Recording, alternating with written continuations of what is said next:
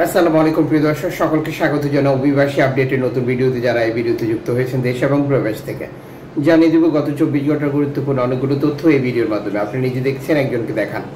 ভিডিওটি শেয়ার করুন, চ্যানেলটি সাবস্ক্রাইব করুন, ফেসবুক পেজটি ফলো করুন। আমাদের প্রতিদিনই ভিডিও প্রতিদিনই দেখতে পাবেন। আগস্ট মাসের 12 তারিখ। আপনি কোন দেশ থেকে এই ভিডিওতে যুক্ত হয়েছেন কমেন্টস করুন, ইনশাআল্লাহ আপনার কমেন্টসে রিপ্লাই করবো আমরা।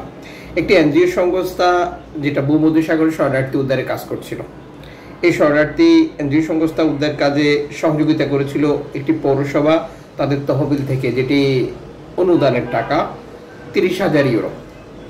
বিতর্ক উঠেছে এই পৌরসভা কর্তৃপক্ষ 30,000 ইউরো এটাকে দিতে পারে কিনা, মানে এই এনজিও সংস্থাকে উদ্ধার কাজে সহযোগিতার জন্য তাদের এই দানটা ঠিক রয়েছে কিনা। এখানে সাধারণ মানুষ প্রশ্ন করতে পারে, একইভাবে প্রশ্ন তুলেছে ইতালির নীতি নির্ধারকরা। এই বিষয়টিকে আপনি কিভাবে দেখছেন? কিন্তু পৌরসভা কর্তৃপক্ষ স্পষ্ট করেছে এটি যেটা অনুদানের টাকা, আর এই অনুদানের টাকাটাই আমরা এই উদ্ধারকারী জাহাজকে দিয়েছি, যারা ভূমধ্যসাগর থেকে মানবিক কাজে বর্তমান সময় নিয়োজিত রয়েছে। আপনার অবস্থান পরিষ্কার করুন। এই সকল সিদ্ধান্তগুলো অনেক প্রয়োজন আলোচনা সমালোচনা। আপনারা জানেন যে সাম্প্রতিক সময় মধ্য ডানপন্থী, অতি ডানপন্থী, অতি রুক্ষ ডানপন্থী সরকার ব্যবস্থাপনা বিতর্কের মুখে ফেলছে এনজিও সংস্থা মানবাধিকার সংশ্লিষ্ট কার্যক্রমগুলো, যেটা ইউরোপের প্রায় অনেক দেশেই।